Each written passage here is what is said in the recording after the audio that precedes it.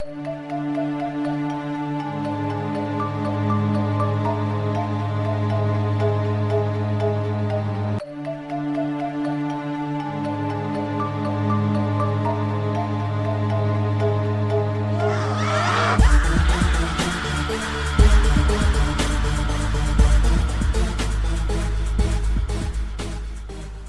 everybody, we hope you guys are well. No. I'm not going to say the rest. I wasn't going to say the other half. Okay. That's all. We hope you guys are good. I laugh every time I say the title of this documentary, but it's Walking with the Tall Whites, right, Mike? That's what it's called. Oh, I didn't know anything about this. My mother actually told me to check this out. She's always throwing ideas at me for the show, and it's usually something I've heard of or we've covered before. And this one I hadn't heard of. And it's been a while since we've had I don't know, maybe it's just because it's something we hadn't heard of, but I thought it was a good documentary. I love this series of documentaries that we've covered that I dub crazy UFO guys. and this is one. We've done Phil Schneider, we've done David Huggins, we've done the Christos, whatever, I can't remember his last name, but I love them. They're all awesome. And every one of their stories is incredible. And I want them all to be true so bad. And I bet that none of them are. Oh, the other one was that guy that ended up being a pedophile or a kiddie porn trader or something. Oh, or God. Maybe he was really set up by the government because he knew too much about alien kids. What was his name? Paul what? I can't even remember. But he had the footage. We talked about that documentary. The bullshit footage with the alien peeking in the window, and yeah, that shit was. That guy can go get bent. He's not the fun sort of crazy. He's just a shyster and a pedophile. But the other guys, the guy that banged all the aliens, David Huggins, way to go, that guy. That crazy Christos guy. That guy was the shit. I cannot remember. Was it The Man Who Saw UFOs? Is that what it's called? Or The Man Who Sees UFOs? I think that might have been his documentary. But I love that one. That guy, he's probably my favorite. The Curse of the Man Who Sees UFOs. Christos Rapolo. Yeah, that's the one. Christo Rapolo. Yeah. That's a really good one. Very entertaining. The guy he's a lovable character, and his story is fantastic. The documentary starts with him telling a story about how a UFO made him shit his pants.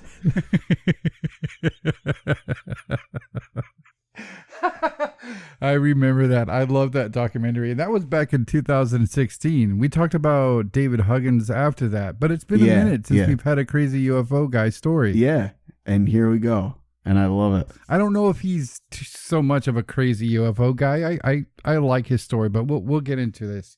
This is about the film taglines it as former police officer Charles James Hall talks about time spent with extraterrestrials. The film starts off with him talking about serving in the Vietnam War, which I didn't have a problem watching and learning about. But after 10-15 minutes, I kind of was wondering why he was talking so much about this. Did you get that feeling at all? Yeah, it did seem to take a while for him to get to the point of what the documentary was about.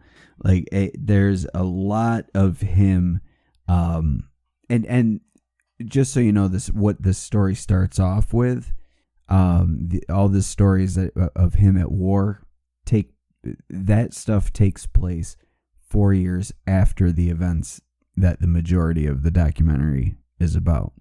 But the first probably 20 to 25 minutes is about his life after training and going into Vietnam War and all the things that he went through, and just like he tells funny stories about training and stuff like that.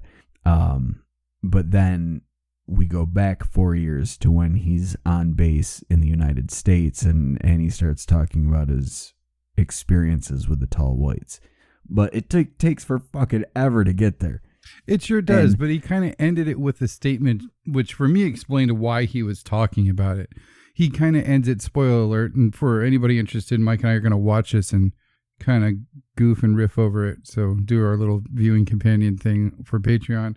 But he kind of talks about a situation to where I guess he's standing on a tower and one of his buddies is below him and they're on guard duty. And a mortar hits right where they're at. And his buddy gets blown to bits. And he says that he looked down as it happened and his buddy kind of fell to the ground like a rag doll, kind of poorly, kind of like he went, whoa, and flung backwards. And when he got down there, his buddy was face down. He told him to get up a few times and he wouldn't. So he spun him over and his face was gone. And he said that he didn't remember that. It took years and years for that memory to come back to him. And he kind of says in more or less words that that's just a testament to show you how powerful the brain is and how much it will do to protect itself. It will literally erase memories from your brain. And that kind of, when he said that, I kind of clapped my hands and said, all right, now let's talk about some fucking aliens. He's not wrong, though. I mean, you have people that go through like personal trauma, like childhood abuse, things like that, that'll get blocked out. Or people have a traumatic experience and they won't remember that. It gets like lost in their brain almost. And then people that have abduction experiences, you have the same thing where they've got to have regressive therapy to get these memories out because they're still in there. You're just not able to access them. Mm-hmm. I don't know. I don't think I've ever been able to repress. Of course, there's some people who don't do it on purpose, but I don't think I'm able to repress a memory that hard. It's weird to hear about, especially an event like that, like having your buddy who you were talking to 5 minutes before now be missing his face. I think that's... yeah, it seems like it would be something that would stick with you. Yeah. Yeah. But nonetheless, this is our intro to this lovable guy. I mean, I love the guy, Charles Hall. He's great. I love the guy. I love his stories, his reminiscing. He doesn't seem like he's acting. He just seems like a normal guy who went through that shit. He's one of the people that was lucky enough to where it didn't get him down. He just talked about it as these were things that happened. So as an intro, it kind of builds you up to loving the guy. Did you get the same feeling? Yeah, he is. He's just one of those guys I could just sit back and listen to talk. Like he just has a very calming demeanor and his way of talking. It's like listening to your old grandpa tell you a story. Yeah, there's a little clip that he's at one of these book signings and he jokes. He cracks jokes all the time and he tells this one lady, he goes, I'm in poor health. I used to be able to go 4 days straight talking about this stuff. He's like, now after 24 hours, I got to take a break. And, he gives a dad laugh at his own joke. He's just super endearing, sweet old guy. I mean, yeah, definitely. If the story about how he met his wife doesn't make you love the guy, nothing will. Yep. Yeah. When she tells this story and she even gets teary eyed and they're like old together, it's good stuff. Yeah. We'll leave that to the doc so you guys can watch it, but he's a good guy regardless. Now that this documentary comes out, watch, they're going to find like skinned babies in his basement. We're going to look like assholes. Yeah. Yeah. He secretly eats pregnant women. He doesn't though, guys. That's just a joke. Nobody sue us. But yeah, let's get into where it goes after his talk of his service. It goes back to, let's just start with him being sent after basic training to US Air Force Base. He joined the Air Force. And that's in Las Vegas. We know most Air Force bases have some weird lore around it, Mike. Is there any pre-existing creepiness that surrounds US Air Force Base? I couldn't say off the top of my head.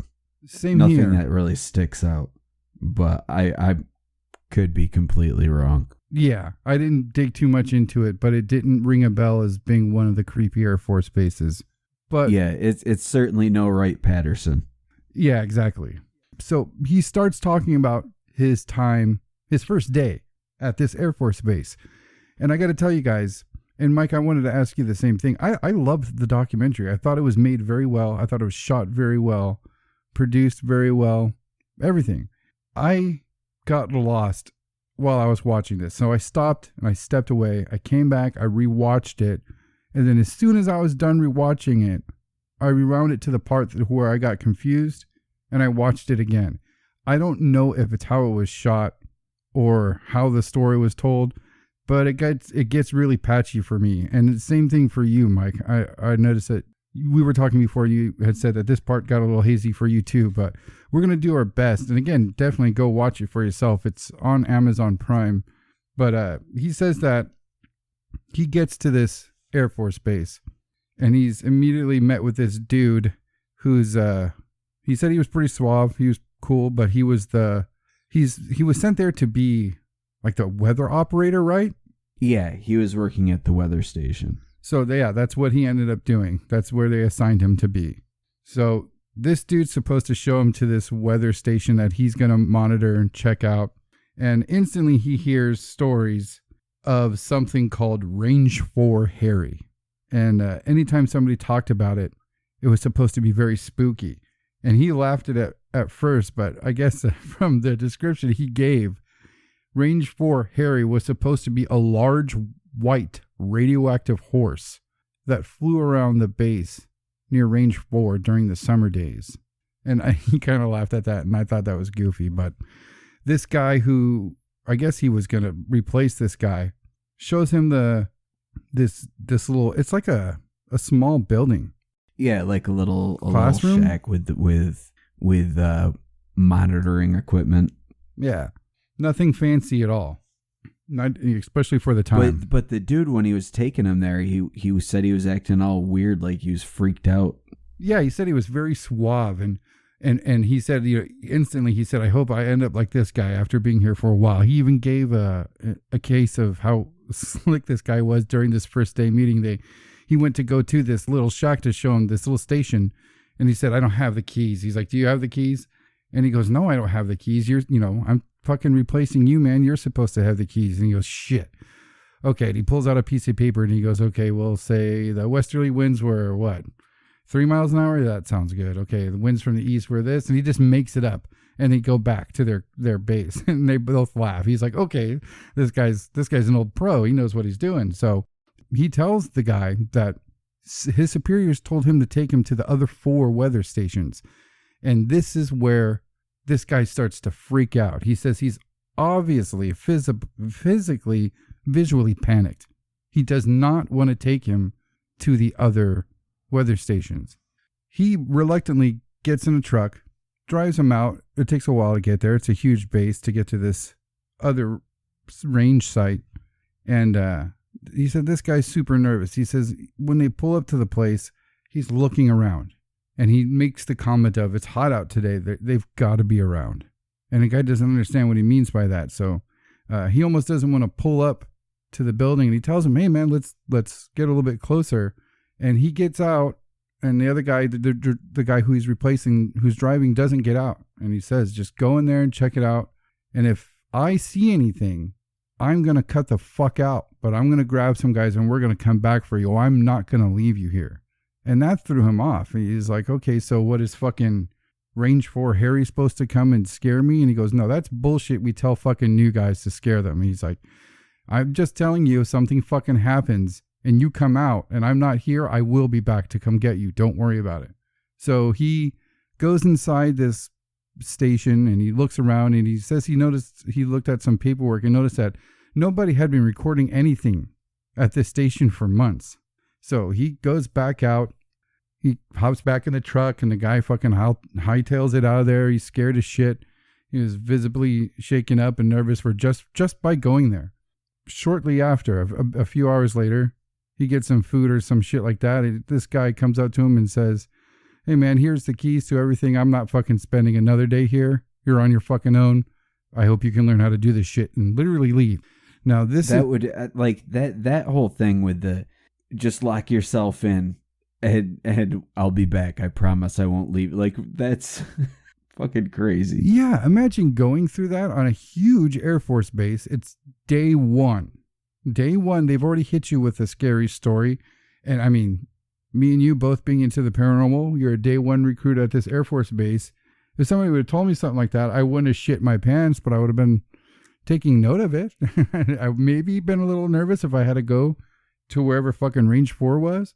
But he said that this range was Range 3, I believe. So this wasn't Range 4. So he wasn't expecting to run into Range 4 Harry there. But this is where it gets a little bit hazy, and I'll retell it the best I can. He is outside of this station. He goes to this station. He's been there for a while. He goes to the station to check the shit out, and he sees what he describes as a little white girl out in the field next to his station. Now, when we say white, though, we're not talking like Caucasian white. No, we're talking about milk white. Yeah. And he talks about a couple different times of running into these milk white people, but he kind of leaves it alone, and she runs off, and he kind of watches where she goes and approaches her slowly. And he said that he didn't want to scare her or anything. He told her, I have water over here. I'm a weatherman in that room over there. Do you need your parents? And she didn't want to say anything, but he said that as he approached her, you can tell instantly that she wasn't a human child. Just her skin color alone didn't make him discredit her being human at all. But he said that when he approached her and got closer, you can see the shape of her face was just a little bit off, which is common when it comes to these Nords, right? The Nordic aliens.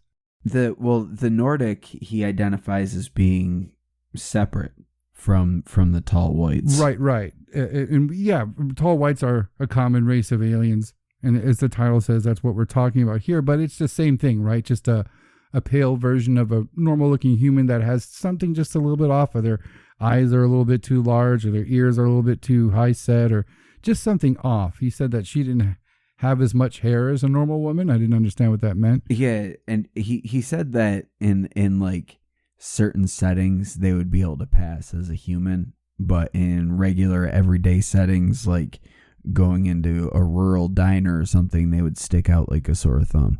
Right. So he kind of just shook it off and went back to what he had to do. He didn't know what to make of it, and apparently, we don't want to go through the whole thing and ruin it for you guys, but he has a couple more encounters like that, and this is where it gets hazy. He accounts the experiences he has with these things. He sees a lady in the field with 2 children next to her, and he sees her, and he says, I kept my distance, and she smiled at him, and they both ran off into the field or whatever. But he said that he instantly goes into this, and it bums me out. He's talking about how he sees a girl and he follows her, and she goes back towards his station, and she goes around it. He goes to follow her, and he gets a bad feeling. He said it was pure terror and doom. And he instantly just says, Range 4 Harry appeared and told him not to follow her. Or it appeared in his mind, kind of. Maybe heard the voice is a better way to put it. But didn't he say he saw the glow from him or something? Or was that just projected into his head? I think that was projected into his head. He described it as being to where he knew that he was there. He said if I turned around, he knew that Range 4 Harry would be there. And he turned around and saw this glowing presence, I believe. I'm not sure. All of a sudden, Range 4 Harry's there, and apparently he's not a fucking horse that's radioactive. But he said that when he turned around, Range 4 Harry had the look on his face like, look, man, I don't know what the fuck she's doing or what she wants. You don't know. I don't know. I don't fucking think she knows what she's fucking doing. Just fucking leave her alone right now. And he kind of took that as like, okay. I get that. Like in my head, it seemed like he's just like, women, am I right? Like he has no idea. He's just like, whatever. I don't know. Let her do what she wants. Yeah, and he kind of got the impression that if he did follow her, something bad would happen. So again, like I said, it's jumpy. So all of a sudden, Range 4 Harry's something that he deals with. He talks more about Range 4 Harry calling him on the radio, somebody calling him on the radio and talk to them, and it being Range 4 Harry. I don't know how he's able to identify it. I don't know if he has the same voice. He doesn't tell us. But he then jumps into a situation to where he is laying in his bunk and he can hear one of the colonel's voice tell Range 4 Harry, as if the colonel can see him, to go down and get Charles like you always do. And he said he thought he was being inspected, so he sat up and started to put his boots on, And he turned over and he said he saw Range 4 Harry poking his head around the corner to see if Charles was in there. Range 4 Harry, said something to him to the effect of like, oh, here you are. And he says that a colonel and an admiral from the Air Force were there. And apparently he has gotten to know these tall whites, and what he considered a admiral and a colonel from the whites walk into the room with him.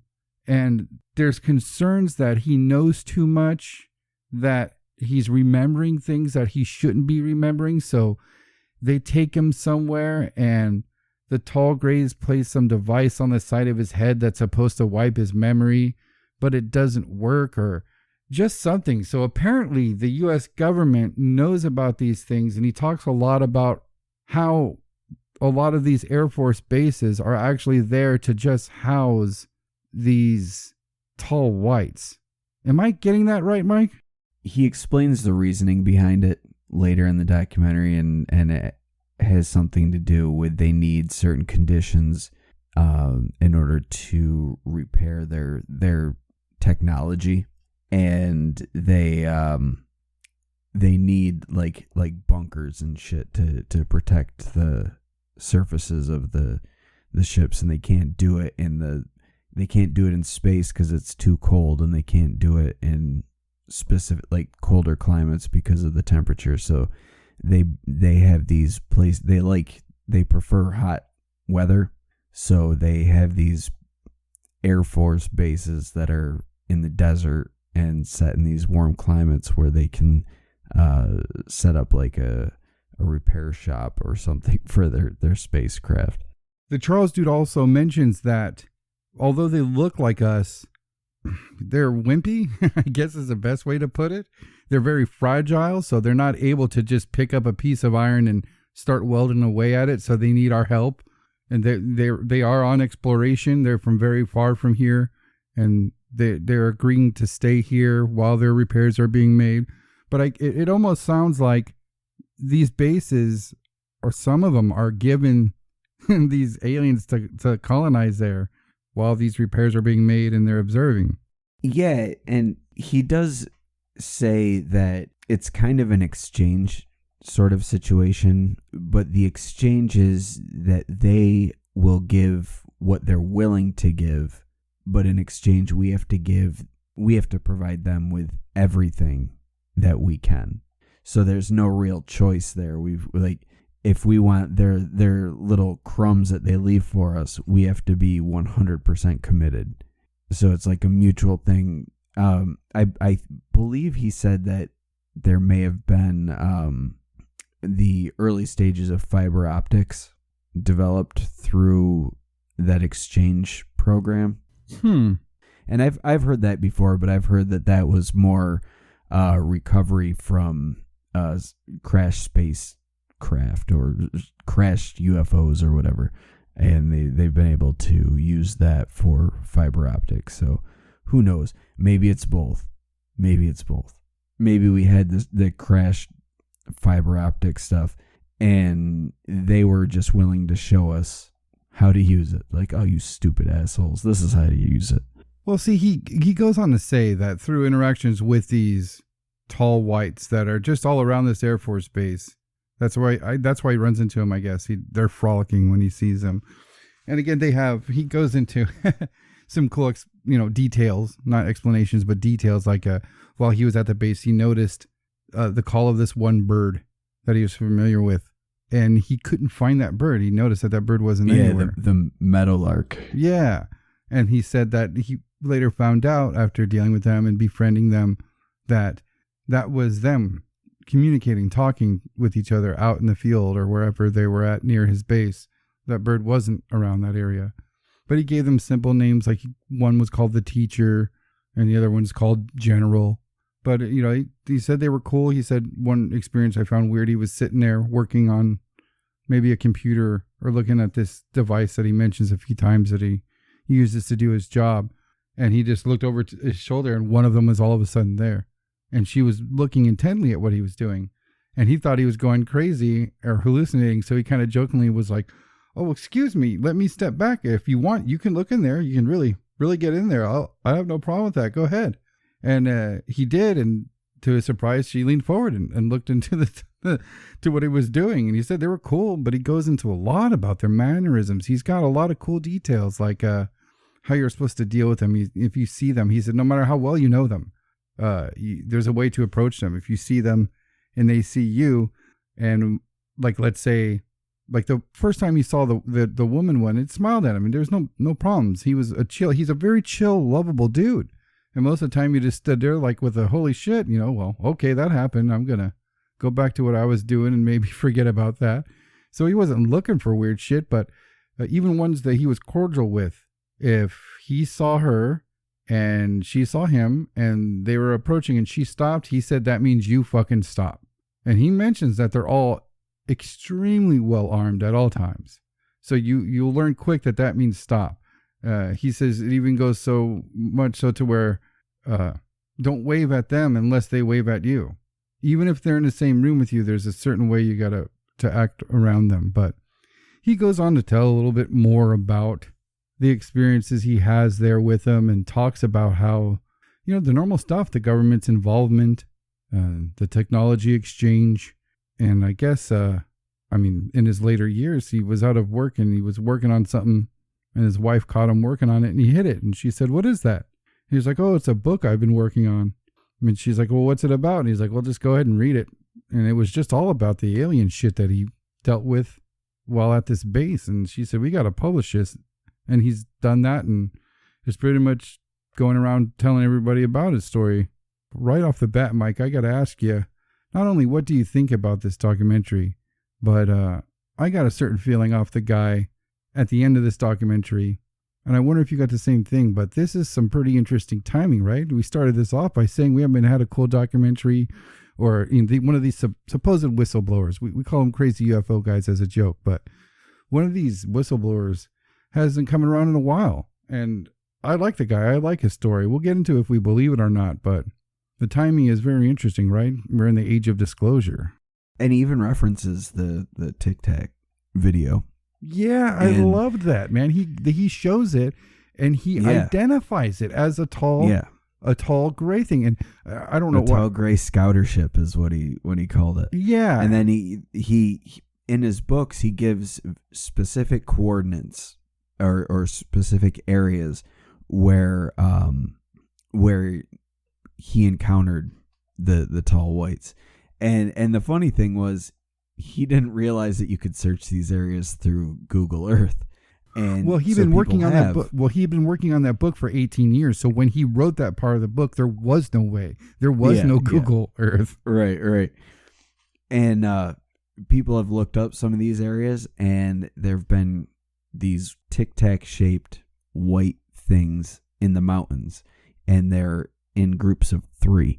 Which is, before he saw the actual tall whites, he talked about seeing weird lights, and that matched up with the amount of lights he would see.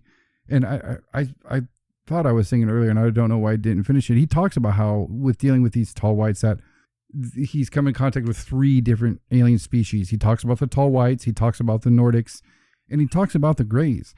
And he was able to identify that tall white scouter ship because he said they're from further away and not all their ships are the same. And he's like that one's designed for deeper space travel and stuff like that. And I love that he's able to talk about the Tic Tac video. Yeah, that was fun. That was a nice touch. So what do you think about this guy, this documentary, and his claims? Well, so I don't know if I believe him. And I don't know if I necessarily think he's a liar either. And I don't think he's making it up, but I still don't necessarily believe him. And I don't know, just some of so the whole tall whites thing. I've heard reports of them hiding in the mountains near Air Force bases from various other people as well. But that doesn't mean that it's real. In this case, to me, I understand his first encounter, he somehow saved this little girl she was running away or something, and he was somehow able to save her, or they perceived it that he saved her or something. But is that how he buddied up with them? Yeah. Okay. Because she was running. Because remember, he was thinking, I wonder where her parents are, and he couldn't. At first he didn't realize that she was not a human child, and then when she stopped and waited for him, and then he kind of came within distance where they could see each other, and then I guess there was some sort of exchange where I can't remember exactly how it happened, but it was perceived from her people that he had saved her in some way, so that's how they became friends or acquaintances. But that's one thing. He says that he's actually met other races. So that seems kind of weird to me. Like, if you've got these elusive beings that are out there, that just like you have to sing songs if you see them so that they know you're there. And then if they want to talk, they'll approach. If not, you wait for them to clear out and then you go about your day. And if they're like that elusive, like, why are they introducing you to their cosmic friends? Like, oh, hey, this is Glurbnarp, and he's a fucking gray alien. And this is Sven, and he's a Nord. I know he looks like he's from Earth, but he's not, because he's from space instead. Right, and I couldn't help but notice they're all the typical aliens that are supposed to have minglings with our government. They're the typical deal-making aliens. Yeah. I was, and I'll admit this, I was disappointed there was no talk of reptilians, because with everything else being there, like, where's the reptilians? I want to hear about the fucking evil reptoids. But he didn't even talk about the Greys as being like negative or evil or bad guys or anything. Like, he just talked about them as beings that visited. Yeah, he didn't talk much about the Greys at all, as a matter of fact. Yeah, he's just like, yeah, I met a Grey. No big deal. Kind of is a big deal, guy. It's a fucking gray alien. So how do you think that this guy's believing what he's saying? Because his story starts off cool. It turns a little weird with seeing a little white girl in a field. And then it just turns into a Constantine comic book when he's visited by two human military personnel, two aliens, and then a ghostly, haunted, hairy guy. It seems to me to follow suit with a lot of these military abduction scenarios, and you can make of that what you will, because in those scenarios, frequently there are aliens with either men in suits or military officials, usually high-ranking military officials. And it's unclear if these events are manufactured memories, like maybe done through hypnosis or drug use with use of special effects and props. Like, there's a lot of ways that you could program something like this into someone's head, and it makes me wonder if maybe from the outset he was being groomed to have this sort of experience, because he was talking about the glowing horse joke thing, but then he attributed that to the male figure that he saw frequently, and he just, that's Range 4 Harry, even though when he first heard of Range 4 Harry, it was described him as being a glowing radioactive horse. So how do you make that transition and attribute it to this humanoid white male? I wonder if that's just what the soldiers called it. Like, if they were trying to explain the lights in the sky they were seeing. Yeah, but why would you describe it as being a radioactive horse? Well, that, like a disembodied light, or if it was a white humanoid, you'd call it a ghost or something. Like, to call it a horse just seems really fucking strange. It does. But that's kind of the thing, though. Like, it's something that they say early on, so that when the hypnosis takes place, that's something that takes hold, because it's familiar at that point. And he said he got a good laugh out of it. It was being told to him like it was a joke, and And so that's gonna stick in his head. So maybe they used that as like a means to groom him for this, and then they were able to concoct this whole thing. And maybe the memories he has of his interactions with these tall whites are really like cloaked memories where they're covering up something else that happened. So he's got this memory of something weird happening, which is overtaking something else weird that could be happening. Like whether it be some sort of experimentation, maybe it was actual aliens and it's like some sinister shit, or maybe it was just some sort of weird government experiment just to see what soldiers were capable of when put in these very specific situations. I don't know, but I don't know. Just something about it doesn't ring true to me. And again, it's not necessarily that I think he's lying, but I think it's in the way that he's telling his stories. Like I don't know. I can't put my finger on it. I agree. I understand what you're saying. And when it comes to Range 4 Harry, the feeling I get with how he talks about it, it almost makes me think that like the previous weather operator dude, the one that cut out, I think that a lot of weird shit was going on like that. I think a lot of other people were seeing these things they weren't supposed to. And I think that's kind of what they called these things. I think that other people were getting radio calls from a disembodied voice and they didn't know what to call it. So they called it Range 4 Harry. And I almost want to say maybe an official heard somebody say that and said, what the fuck are you guys talking about? And they said, oh, it's just a joke. It's a fucking flying horse over there that comes around when it gets hot. And they all laugh and they're like, whatever, you fucking idiots. It almost seems like a code word for something fucking weird that happens there. That maybe that previous guy. Kind of like Foo Fighters was the term used for all weird flying phenomenon. Yes, something that they can say that they knew, a code word, a code phrase that they knew of something weird that was happening that they weren't supposed to know about, that they can use freely around the base. Because if they're having shit like that happen there, other people that are at this base are going to see that type of shit. So there's going to be instantly some lore and some rumors that are going to go around this base. Like a glowing horse that flies around.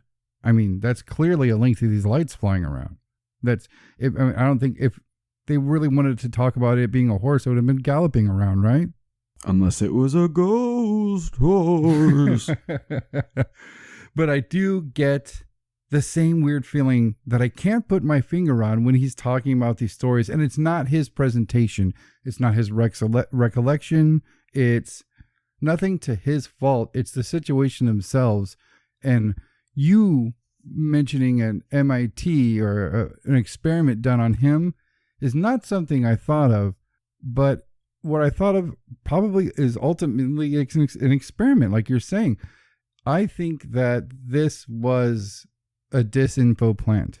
I think the whole thing was choreographed. I think they were making this dude go through this shit to see what he would say years later, just like they do all other disinfo people. But I guess that's an experiment, right? I mean, it could be.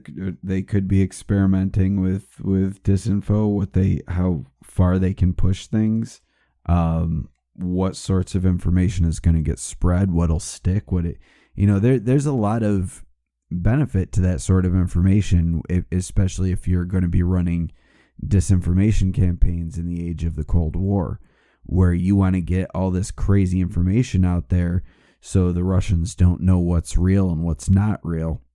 So you get your own men to put information out there. You'll have them, you create the story, and then once the story is out there, then you provide the experience so that the story continues. And then you swear your men to secrecy and then see which ones talk. And that will also show you who you can trust with secret information. But it will also get this disinformation out there so that maybe potential Russian sources would be able to pick up on that. That could also be used to create plausible deniability for experimental aircraft. I mean, at this phase, they would have been, I would imagine, starting on the SR-71 spy plane. So it would make sense for them to, understanding how aviation was evolving and they want to stay ahead of the game, put the idea out there that there's fucking aliens. Yeah, that's a better explanation of what I was thinking. I definitely agree with you there. I think that he went through these things. Those things happened to him. He doesn't seem like a liar. He seems too level-headed to make this stuff up. Even when he's going through them, you can, he says, like, I just kind of hoped I wasn't going crazy. And they talk about that thing, the device that they put to his head was supposed to hypnotize him into forgetting their interactions. So, I mean, admittedly, hypnotism is involved in all of this. Yeah, and there was one time he said when they hypnotized him, he goes, but I wasn't fully under. And he's like, it was supposed to make it so I didn't remember anything. And he's like, but I kind of listened to what they were telling me, but I wasn't fully under. So that makes me think that he is remembering the hypnosis, like remembering that the hypnosis took place, but the screen memory is still in place over, Yeah. I mean, it's not too difficult to pull off in that setting, in that environment. I mean, he's not somebody who saw a light on the side of the road who got out to check it out and then was whisked away into a silver room where bug creatures were trying to pinch at their peckers. This guy was at a military base, so you need to have two guys in high-ranking uniforms walk in with two other people with a bunch of makeup on and blonde wigs and maybe pump a little LSD into that room before you walk in with some atomized fucking mushroom particles or some shit and be like, hey. Or just give him small doses of LSD with his water. Yeah. And then, I mean, he was in these remote weather stations, and there were 4 weather stations that he had to monitor, and a lot of the time he wasn't around large groups of people. So how hard would it be to have the few people he's interacting with during his time at these stations be plants, people that are in on the experiment? Yeah, I see a total Truman Show type thing happening to this guy for this experiment. But I do think that he did go through all those things. I don't know. It kind of makes me think of a term for these types of, like we said, crazy UFO guys or whistleblowers, more respectfully put. But it's kind of like a gas leak test. Like they're gonna pick somebody at every base where they're doing something goofy or weird, or like you said, maybe they do have fucking aliens there, and they're gonna pick one dude that they're gonna do something like this to see who blows their whistle, how long after this happens, in what branch of the military, at what type of base, at what time period, under what conditions, and blah, blah, blah, blah, blah. I think that they did this to this guy on purpose and, yeah, maybe gave him a dose of some goofy shit before they went in there and freaked him out. Yeah, I really would not be surprised if a lot of these whistleblowers, if this was the case, if they just had this weird fucking experience that wasn't exactly what they recall it being. They were part of some experiment, military, government, however you want to look at it, I suppose. But at least they didn't want to check out his butthole or destroy the earth, right? They were just cool. Yeah, well, he said they really would only want to provide information or help or, exchange of any sort if they were going to be getting something back. He said all of the interactions they had, it was very much the tall whites that were in control. And he said that he hadn't seen them since 1967. And he's like, I'm sure they have no need of me now, and they wouldn't reach out because I'm an old guy and I'm not healthy anymore. So what use do they have for me anymore? So it seems like they're very much a self-centered race, according to him. But that could also be the way that they were programmed to be in his screen memories, so that there was a reason why he couldn't approach them. And there was a reason why their interactions took on the form that they did, and why he'd get these weird radio calls and phone calls and strange visits at night by high-ranking military officials with tall whites and all manner of weird shit. That it all seems to go in line with the military abduction scenarios that we've discussed many times on the show. It sure does. He even mentioned that in a conversation with that teacher one, the female. He said which was about 22 years old in appearance, but he said they lived to be to 500 or 600 years old. But I don't remember how the conversation came to. But he asked how should I feel around being around you? How should I act? And she had told him you should feel honored in our presence and stuff like that. So if we're talking about them being manipulative, it seems like they've covered all their bases. Like, even tell them, we're doper than them. Yeah. We're way cooler than you. Like, it's like the nerdy guy who finally gets to dance with the really hot girl at the school dance. And he's like, oh my God, I can't believe it. And she's like, yeah, you shouldn't believe it because I'm like super hot and you're totally a sweaty nerd. Yeah, exactly. I don't believe it either. I don't know why I'm telling this. But I like the guy. He's written some books. We'll put links to his books and the documentary in the show notes. I highly recommend checking it out. I'm going to do some bit more research on who made this fucking documentary. I wish we had a little bit more time.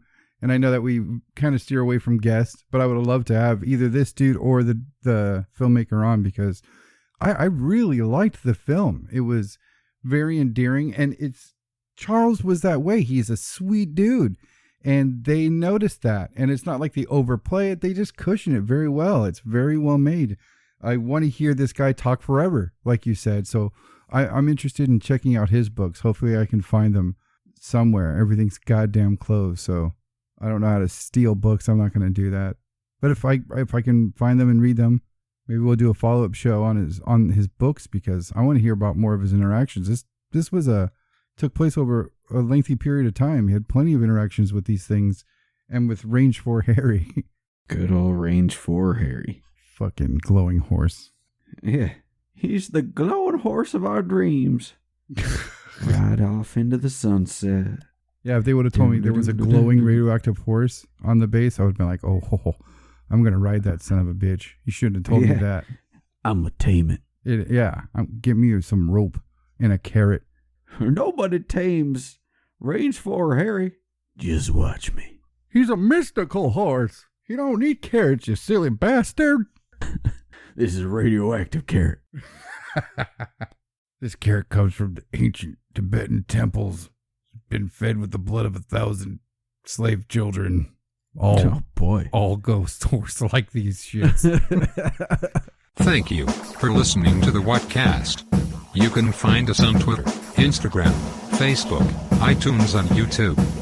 Enjoy the podcast. Get yourself a Whatcast t-shirt or a sticker pack. Who was that dude on that one episode? Try the links in Homie's page. All this and more can be found at www.thewhatcasters.com. Thanks again for listening and have a great week.